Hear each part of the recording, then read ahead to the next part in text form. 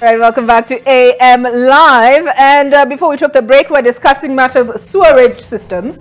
And I just remembered that during the launch of the Nairobi Rivers Commission, I remember the Makueni governor said Nairobi rivers are actually not rivers, they're sewage. Yep. And I remember at the event, Nairobi Governor Johnson Sakaja now said that something needed to be done, and actually there are efforts to address the situation of sewage in Nairobi and the systems or lack thereof, given the figures you've given us. And scrolling down, this is a story that was done at that event, and here is the paragraph I wanted to pull up.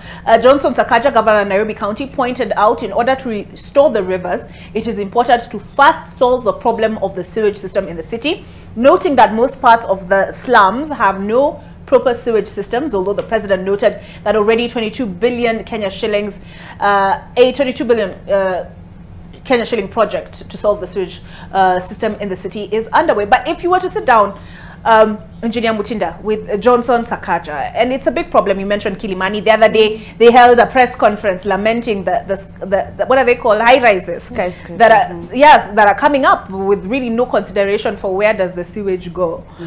So what would be your advice to him? Yeah, so it's good that at least the focus is there and that everybody appreciates that we have a problem and that Nairobi rivers are sewage. But what I would advise is going to the root, because you may clean the river today, but tomorrow another whole million liters of sewage is still coming in. So the government needs to rethink how can the waste be handled on site where it's produced. And it's not just only sewage, it's also the solid waste. And you see, like, we have somebody making sanitary pads or somebody making something out of plastic bottles. So the moment the government can, because I think we have policies, they just need to be enforced, so that every estate, if we have solid waste, it's separated, it's collected. The lorries don't come again and collect and mix it up together. We have a clear value chain that you collect plastic, you collect bananas, they end up to fertilizer making, the sewage is recycled where it's produced, so that way it will not end up in the river. Because if you spend billions cleaning up the river and still more is coming from, you'll keep spending billions cleaning the river. But if you go to the root cause and address where it's coming from, including educating the future generation, the importance of just managing waste, separating it, because again, it's in our minds, it's ethical, it's how we grew up. So for me, I would really push them that we think of on-site, and again, it's so expensive right now trying to work through a city that is densely populated to try to make pipelines and try to pass all the way to one central place.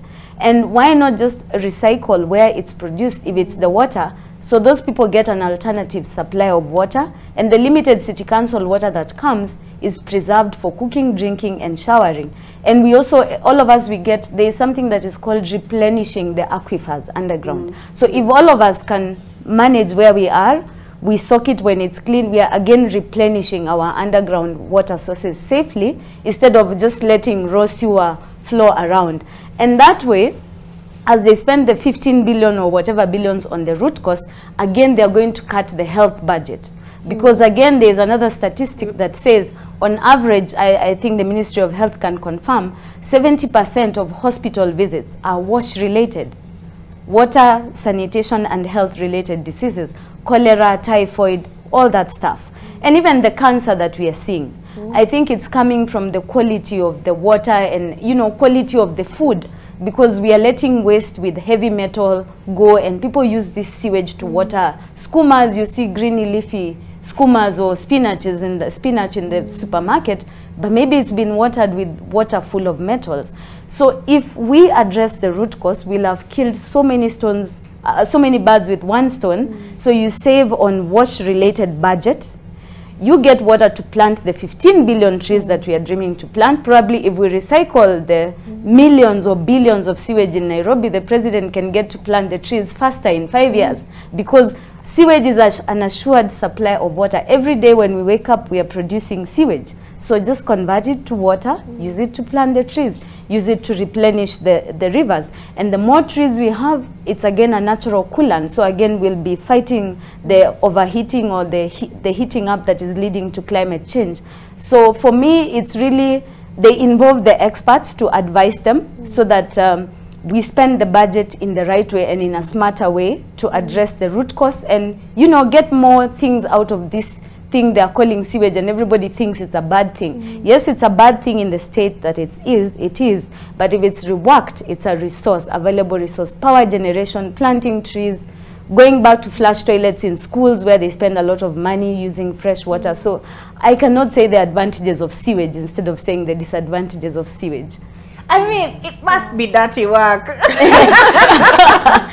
It's dirty work, but we have something called health and safety, and in engineering we study health and safety. So when we are working, we have to have our PPEs. We even, as a team, like in my company, every year we get some vaccines just to help you, because you are exposed. So you get like hepatitis B, or, you know, typhoid vaccines, cholera vaccines, in case the PPEs somehow you get exposed. But it's a combination of PPEs, protection, and, you know, we work smart, we are trained, we know how to handle it. So we are not just getting into sewage unknowingly. So I don't know, if you met me today, you would know I am. No, I would not.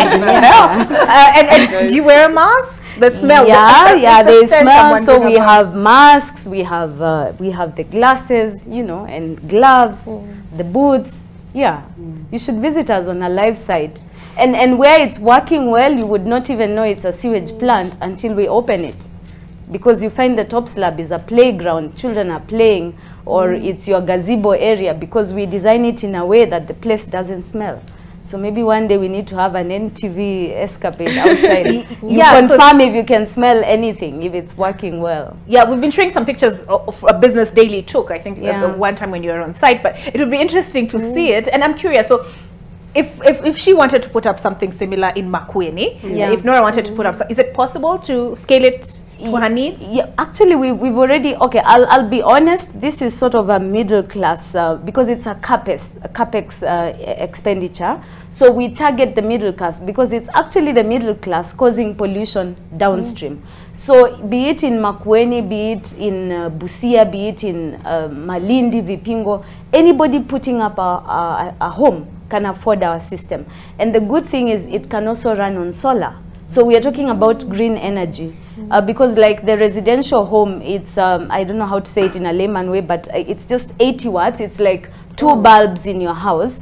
So it consumes a power of about 540 shillings in a month. So it's something that can be run on solar. And even the big scale that we put large systems for like 1,000 homes together, it's still possible to design a 3-phase solar plant to run it. So it's not limited where it can operate. It can be anywhere. But I must say, like for the slums or the lower end, it would need the intervention of government or the local government to put up like a centralized, you know, the way they have community shared toilets. As EcoCycle, we would go there and put a recycling plant such that whatever they use to flush goes back to flush the toilets. And normally in those places you have a pay-as-you-go model. So this green toilet where sewage is being recycled back to flushing, people in Kibera would be happy to use it and pay some 10 shillings. So they raise money. They already pay the 10 shillings anyway. I don't know, to pollute the environment. But this time you put a nice toilet, you supply it the first time with some limited fresh water, keep recycling the sewage. So they will have clean toilets that they use as a community toilet, and that water they can start planting trees around there. So it's possible, but that would need government support.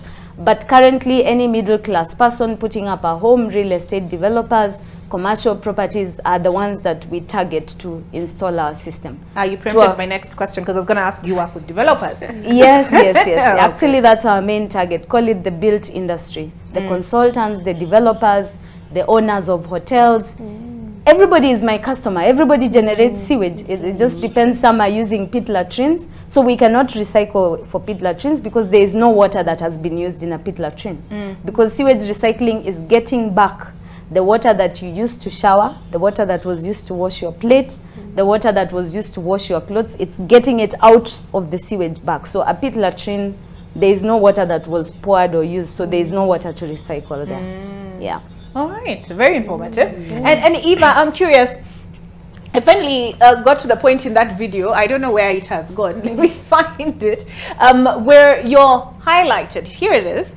And I'm curious, what does recognition such as this, and I'll ask this of all of you as we wind down the conversation, what does international recognition such as this mean to you as we celebrate you? Because for me, you're the ones I'm celebrating this International Women's Day.